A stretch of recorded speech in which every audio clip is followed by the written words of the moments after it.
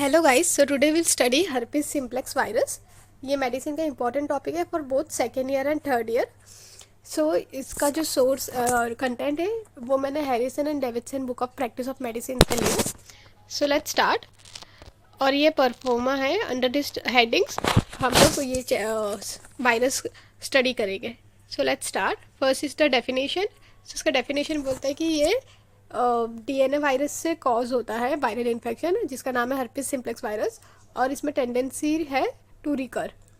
और इसका कॉजेस है, दो कॉजेस है।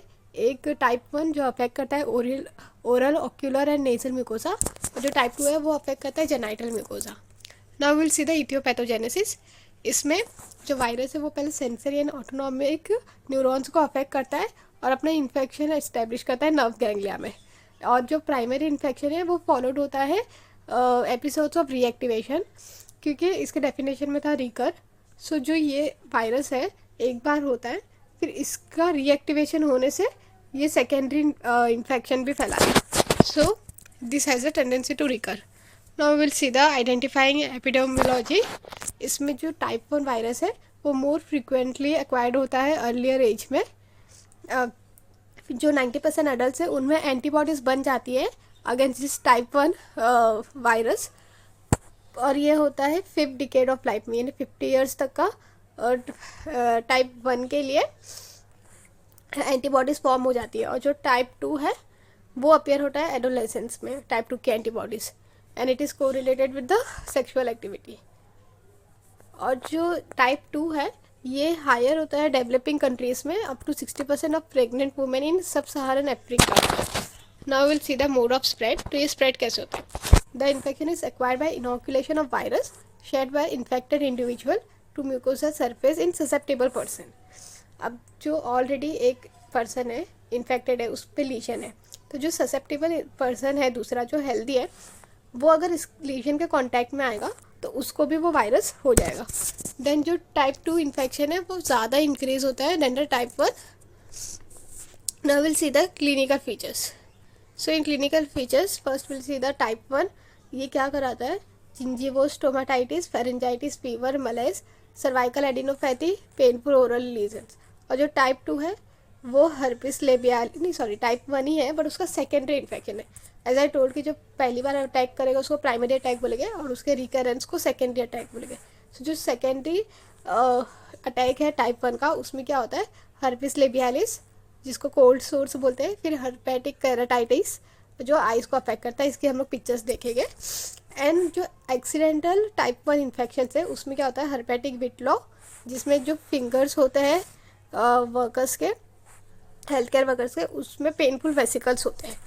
फिर हर्पिस ग्लैडियोटोनम, इसमें लीशंस होते हैं थोरैक्स में, ईयर्स में, face and hands in wrestlers.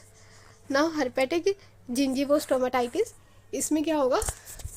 Painful erosions हो गए इन ओरल कैविटी और फीडिंग डिफ़िकल्ट हो जाएगी फिर चिल्ड्रंस में। Then vesicular lesions in perioral area. फिर हर्पिस लेबियालिस, इसमें क्या होता है कि it is due to the fever, cold, stress, trauma, UV exposure. Group होता है क्लियर वेसिकल्स है और इरिथेमेटस बेस है, इन्हें रेड बेस दिखेगा, और ये फॉर्म कर सकता है क्रस्ट और पिस्ट्यूल्स। इसका डिस्ट्रीब्यूशन कहाँ होगा? लिप्स पे, labial mucosa, perioral skin, occasionally buccal और जिंजाइवल म्यूकोसा पे भी हो सकता है। And it is associated with lymphadenopathy. So here is the picture. यहाँ पे लीजन्स यू कैन सी, ये लेबियालिस और फिर ये किरेटो conjunctivitis. So these are the lesions due to herpes virus. Now we'll see more of clinical features. So herpetic keratoconjunctivitis, इसमें conjunctivitis बहुत painful होता है और ब्लरिंग ऑफ विजन कॉज कर सकता है, कॉर्नियल स्कैरिंग, ब्लाइंडनेस। देन अब टाइप 2 के इन्फेक्शंस देखते हैं, तो वो जेनाइटल इन्फेक्शंस करता है, कॉमन इन यंग अडल्ट, ज़्यादा सीवियर होता है फीमेल्स में। इसके सिम्टम्स है पेन, इचिंग, डाइस्यूरिया, वजाइनल और यूरेट्रल डिस्चार्ज, इंग्वाइनल लिम्फेडिनोपैथी। इसका लीजन जो है जेनाइटल म्यूकोसा में इरोशंस होते हैं पेरिएनल एरिया पे, और इवन विदाउट रेक्टल इंटरकोर्स। फिर रिकरेंट अटैक्स में भी सब क्लिनिकल और cause painful ulcers. Now CNS involvement. So जो टाइप 1 है उससे क्या होगा? स्पोरेडिक वायरल एनसेफेलोपैथीज, जो 95% केसेस में होता है, with temporal lobe necrosis, seizures, altered consciousness and coma. फिर मेनिंजाइटिस होता है जो अक्यूट होगा, self limiting, recurrent lymphocytic meningitis. Autonomic dysfunction में नमनेस होगा, urinary retention, constipation, impotence. Rarely transverse myelitis और गुलेनबर्ग सिंड्रोम हो सकता है। देन विस्ट्रल इन्फेक्शंस, इसमें क्या होगा, जो इसोफेगस का इन्फ्लेमेशन होगा जिससे स्वेलो करना, डिस्फेजिया मुश्किल हो जाएगा। सो डिस्फेजिया, सबस्टर्नल पेन और अल्सर्स हो गए। देन न्यूमोनाइटिस, इसमें ये बहुत सीवियर होता है और हाई मोर्टेलिटी है इसमें in immuno compromise patients. Now hepatitis, इसमें फीवर होगा, jaundice, high bilirubin and liver enzymes involve हो गए, ल्यूकोपीनिया भी होगा। नाउ नियोनेटल HSV इन्फेक्शन, इसमें acquired perinatally from infected mother, so mother से इन्फेंट में जाएगा। Mortality 65% without therapy. Now will see the diagnostic features. So here demonstration of virus in vesicular fluid, direct immunofluorescence और PCR, इससे diagnose कर सकते हैं। Then HSV encephalitis है वो हम लोग CSF से डायग्नोस कर सकते हैं। Then there is Tzanck smear, ये डिटेक्ट करेगा मल्टीन्यूक्लिएटेड जाइंट सेल। और फिर serology indicates prior infection not in acute cases. Now will see the differential diagnosis. So ऐसी कंडीशन और कौन से दूसरे कंडीशंस में डिजीज़ में देखा जा सकता है। One is the aphthous stomatitis, herpangina and other vesicular eruptions. So these are the differential diagnosis. Now we'll see the potential complications. तो और क्या complications हो सकते हैं अगर उसको जल्दी ट्रीट नहीं किया तो। वन इज़ द एंसेफेलाइटिस, जिससे मोर्टेलिटी 80% होगा अगर ट्रीटमेंट नहीं हुई। Then hepatitis, pneumonitis, corneal scarring and blindness, meningitis, transverse myelitis and Bell's palsy. Then disseminated neonatal disease, skin, liver, lung, CNS, and immunocompromised patient में esophagitis, retinitis, hepatitis and pneumonitis. So these are the potential complications. Now how we will manage this? So let's see. One is the acyclic antivirals. So these are the names of antivirals medicine. Then start the therapy within first 48 hours of the primary or recurrent disease. Then topical acyclovir for mild oral lesions in immunocompetent. Then severe disease होगा तो IV empirical therapy in susceptible encephalitis. और फिर जो patient एसाइक्लोवियर resistance होगा तो फिर उन्हें force कार्नेट इन इनकम्प्रोमाइज देंगे। Now the prophylaxis, so how we could manage it more and what will be the advice we'll give to the patient. First is the barrier contraception, especially condoms, reduces HSV transmission. Then daily valacyclovir lowers the HSV type 2 acquisition risk.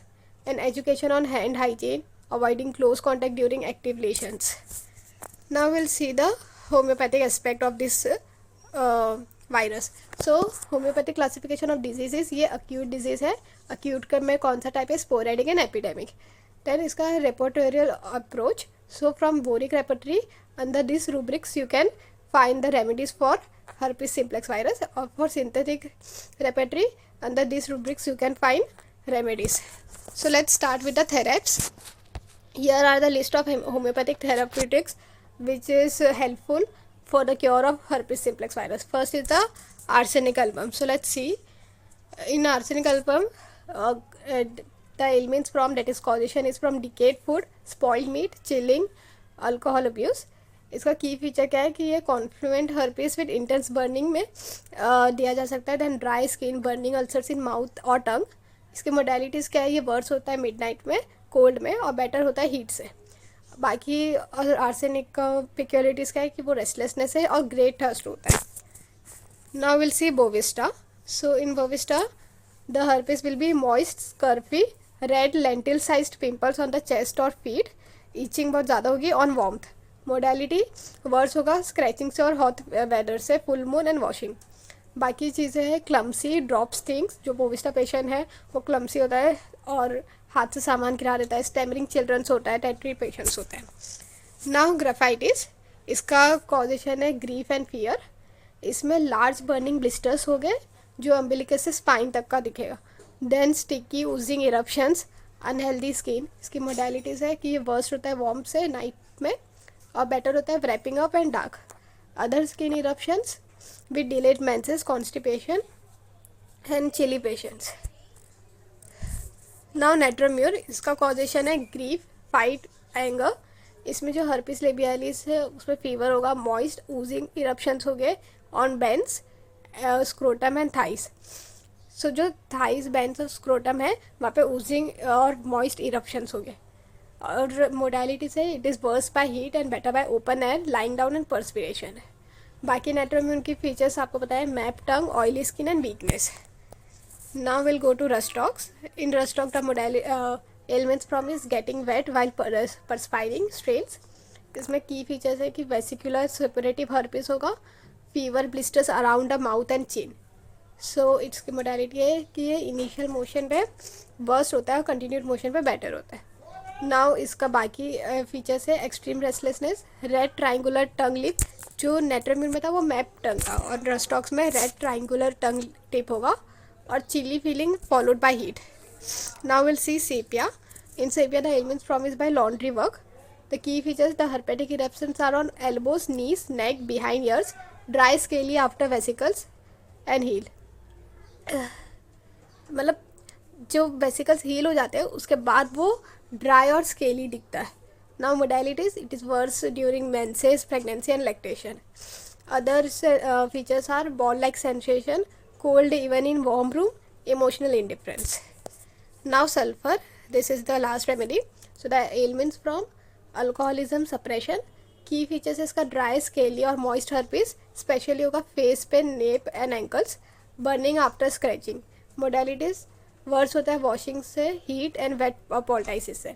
Other ये sulphur patient you know dirty filthy patients होते हैं, feet out of covers to stay cool. So here we have covered herpes simplex virus. Hope